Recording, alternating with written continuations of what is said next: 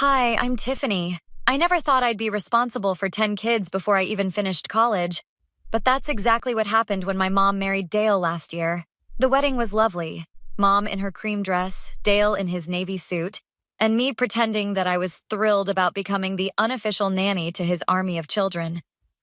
Tiff, honey, can you help Jessica with her homework? Mom called from the kitchen where she was scrolling through her phone, not cooking dinner like she'd promised. Dale and I are going out tonight, and I need you to watch the kids. I set my textbook down, the page open to the chapter I needed to read for tomorrow's exam. Mom, I told you I have a huge test in the morning. I can't babysit tonight. Mom lowered her phone, her perfectly manicured nails tapping against the screen. It's just for a few hours. We haven't had a date night in weeks. You had one 3 days ago, I said, trying to keep my voice even. And I ended up making dinner for everyone then, too. My younger sister Zoe looked up from where she was sketching at the dining table. At 16, she was the only biological sibling I had, and the only one who truly understood what was happening in this house. Mom, that's true. Tiffany had to make spaghetti for everyone while trying to write her paper. Mom's smile tightened.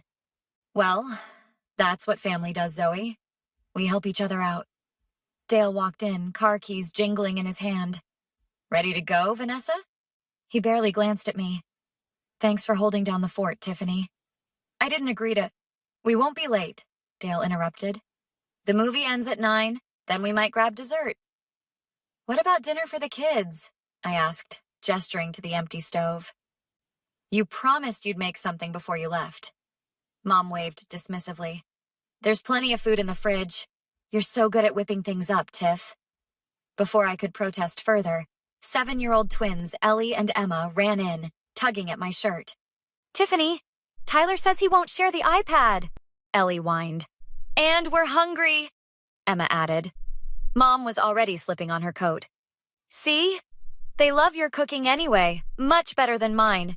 That's because you don't cook, Zoe muttered under her breath. Mom pretended not to hear. We'll be back before 11. Thanks, honey. And with that, they were gone, the front door closing with a decisive click. I stared at the pile of dirty breakfast dishes in the sink that no one had bothered to wash. Every single time. Zoe set down her pencil. Want me to help? No, you finish your art project. I know it's due tomorrow. I pushed my textbook aside, accepting that I wouldn't be studying tonight. Can you at least make sure the younger ones brush their teeth later? Sure, Zoe said, her eyes sympathetic. This isn't fair, you know. Life rarely is, I replied, pulling out pots and pans. 3 hours later, I had made dinner for everyone, supervised homework for 5 kids, broken up 3 fights, and cleaned the kitchen. My head was pounding, and I still hadn't studied for my exam. Tiffany? It was Marcos, Dale's 12-year-old. Can you help me with my science project? Dad said you would. Of course he did. Marcos, I still need to study, and I'm really tired. But it's due tomorrow, and Dad promised, he insisted, his eyes wide. I felt the room spin slightly as I stood up too quickly. Okay, let me see it. By the time Mom and Dale returned at midnight, not 11 as promised, I had helped with a science project, bathed the twins, read bedtime stories to the younger kids, and was finally trying to study through my throbbing headache. How were the little angels? Mom asked, her cheeks flushed from wine. Fine, I said shortly. You're an hour late. Dale laughed. We ran into some friends at the restaurant. You know how it goes. Mom peeked into the kitchen. Oh, you cleaned up too. You're such a help, Tiffany. Mom, this can't keep happening. I have my own life, my own studies. It's just temporary, honey, Mom said, not really listening. We're still adjusting to being one big happy family. The next morning, after barely sleeping, I dragged myself to make breakfast for everyone. My vision blurred as I flipped pancakes. You don't look so good, Zoe observed worriedly. I'm fine, I insisted, but the kitchen seemed to be tilting. When Mom finally emerged at 8:30, I was serving the last batch of pancakes. Mom, I think Tiffany's sick, Zoe said. She's fine, just being dramatic, Mom replied without looking up from her phone. That's when the room went dark. I heard plates crashing as my legs gave out. When I came to, I was on the kitchen floor with Zoe fanning me and the younger kids staring with frightened eyes. "Oh my God, she actually fainted," I heard Tyler say. And then I heard it, Mom's laugh. "Always so theatrical, Tiffany. Get up, you're scaring the kids." I looked up to see her still scrolling through her phone, a small smile playing on her lips as if my collapse was an amusing inconvenience. Something inside me snapped as clearly as the plate that had shattered on the floor beside me. "This isn't funny, Mom," Zoe snapped, helping me to a chair. "She literally passed out." Mom finally looked up, annoyance crossing her face. "She's fine, right, Tiff?" I could barely speak, my hands shaking as I gripped the table edge. "No, I'm not fine." Dale walked in, buttoning his shirt for work. "What's all the commotion?" "Tiffany collapsed," Marcos explained, his voice hushed. "She just fell." Dale frowned. "Did you eat something bad?" "She hasn't eaten anything," Zoe interjected. "She's been cooking for everyone else." "I need to go to my exam," I mumbled, trying to stand. "You can't even walk straight," Zoe protested. Dale checked his watch. "I've got meetings all day. Vanessa, can you handle this?" Mom sighed dramatically. "I have my hair appointment at 10. Tiffany, can you pull yourself together? The twins need to get to school." The room fell silent. Even the youngest kids seemed to understand the callousness of her response. "I'm calling Dr. Martinez," Zoe declared, grabbing her phone. "Don't be ridiculous," Mom scoffed. "She's just tired." "I'm calling him," Zoe insisted. "And then I'm calling Aunt Claire." Mom's expression changed instantly. "Why would you call my sister?" "Because someone in this family needs to care that Tiffany collapsed from exhaustion," Zoe shot back. 2 hours later, I was sitting in Dr. Martinez's office while he reviewed my vitals. "Extreme exhaustion," he confirmed, looking concerned. "Your blood pressure is low. You're dehydrated. And when was the last time you had a full night's sleep?" "I don't remember," I admitted. Aunt Claire, who had arrived at our house 30 minutes after Zoe's call, sat beside me. "This stops now, Tiffany. You're not a housekeeper or a nanny." "Mom says it's temporary," I murmured. "Your mother has been taking advantage of you?" Aunt Claire said firmly. "I've watched it happen since Dale moved in with his kids." "They need help," I said weakly, the excuse sounding hollow even to my own ears. "So they should hire help," Dr. Martinez interjected. "Not work their daughter to collapse. I'm writing you a medical note. No household responsibilities for at least 2 weeks." "But who will—" "Not your problem," Aunt Claire interrupted. "You're coming to stay with me while you recover." When we returned home to pack my things, Mom was waiting, arms crossed. "This is completely unnecessary. Dr. Martinez always overreacts." "He said she could have seriously hurt herself when she fell," Aunt Claire responded. "Your daughter is suffering from exhaustion, Vanessa." "We all get tired," Mom dismissed. "That's life in a big family." "Funny how you and Dale never seem tired enough to miss your date nights," Zoe remarked. Mom's eyes narrowed. "Watch your tone, young lady." "I've been talking to Dad," Zoe continued, undeterred. "He says I can come live with him if things don't change here." "You've been talking to your father behind my back?" Mom's voice rose. "Someone has to look out for us," Zoe replied, "since you stopped doing it." While they argued, I quietly packed a bag. Marcos appeared in my doorway, his expression troubled. "Are you really leaving?" he asked. I nodded. "Just for a little while. I need to rest." "I'm sorry," he said quietly. "Dad told me to always ask you for help because you never say no." His honesty stunned me. "He said that?" Marcos nodded.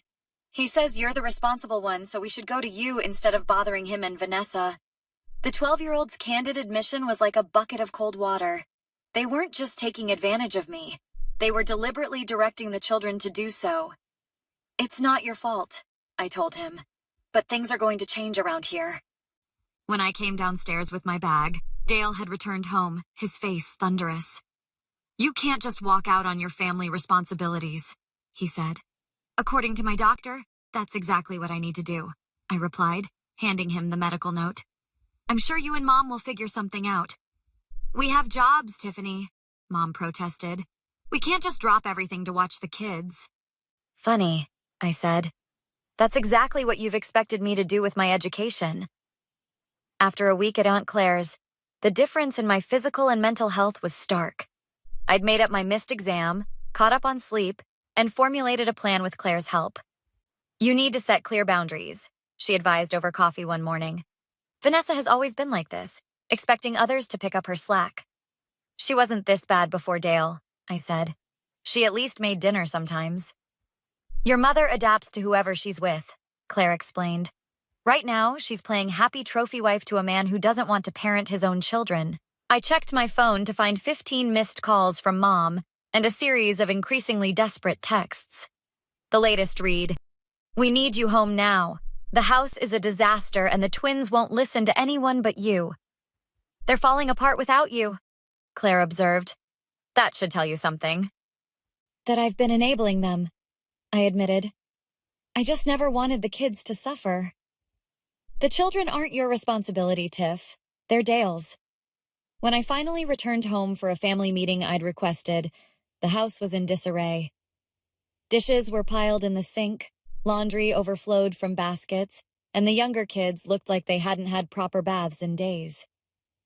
Mom rushed to hug me. Thank goodness you're back.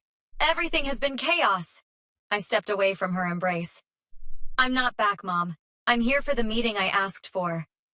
Dale emerged from his home office, looking irritated. Tiffany, this little vacation of yours has put an enormous strain on the family. It wasn't a vacation, I said calmly. It was doctor-ordered recovery from collapse due to exhaustion. Well, whatever it was, it's caused significant problems, he continued. We've had to reschedule client meetings, cancel social engagements. Hire a housekeeper? I interrupted. Find a babysitter? Cook meals for your own children? His face reddened. Now listen here. No, you listen, I said, my voice steady. I've prepared something for both of you to read. I handed them each a folder containing a detailed account of the past 6 months. Every night I'd cooked, cleaned, and cared for the children while they went out. Every missed class and study session. Every promise broken. What is this? Mom asked, flipping through the pages. Documentation, I replied, of how you and Dale have taken advantage of me. Notice I've calculated the hours I've worked, over 40 hours a week of childcare and housekeeping, and the fair market value of those services. Dale's face darkened. If you're suggesting we pay you... I'm not suggesting anything, I interrupted. I'm telling you that things are changing. I will no longer be your unpaid nanny and housekeeper. Tiffany, you're overreacting, Mom said, her tone placating. We're family. We help each other. When has Dale helped me, Mom? When have you lately? We provide a roof over your head, Dale began. I pay rent, I countered. $300 a month, as we agreed when you moved in. But I didn't agree to raise your children. They love you, Mom tried. They need you. They need parents, I corrected. Actual parents who don't pawn them off on a convenient scapegoat. Zoe appeared in the doorway, 11-year-old Lily and 9-year-old Jackson beside her. More of the children gathered behind them, listening. Is Tiffany coming home? Lily asked hopefully. That depends, I said, looking directly at Mom and Dale. On whether some things change around here. What kind of changes? Dale asked suspiciously. Professional childcare when you're both working. A regular housekeeper. A fair division of household responsibilities. And most importantly, respect for my time and education. We can't afford all that, Dale protested. You can afford 3 date nights a week and Mom's weekly spa treatments, Zoe pointed out. You have no right to question how we spend our money, young lady, Dale snapped. Actually, I interjected, as the person you've been exploiting to make that lifestyle possible, I think we do. Mom's face crumpled into tears. How can you talk to us this way? After everything we've done for you? What exactly have you done for me lately, Mom? I asked quietly. Besides laugh when I collapsed from taking care of your new family? The room fell silent. Even Dale looked uncomfortable. I didn't mean to laugh, Mom said finally. I just didn't realize how serious it was. You didn't want to realize, I corrected. It was easier to pretend everything was fine while I handled all your responsibilities. What exactly are you asking for? Dale demanded. I've outlined everything in the document, I replied, including my new availability, which is limited to 2 evenings a week for family activities, not childcare. I'm moving to Aunt Claire's until I see real changes. You can't abandon your family, Mom protested. I'm not abandoning anyone, I said firmly. I'm requiring the actual parents in this house to step up. 3 weeks later, Mom reported hiring help while Dale canceled golf. When she apologized for laughing at my collapse, I wasn't ready to forgive yet. Dale later offered to pay me for childcare. I'm not your employee, I replied. I want you both taking responsibility. And if we do, I'll visit as family, not free labor. 6 months later at graduation, I spotted them all in the audience. Things weren't perfect, but both adults had stepped up as parents.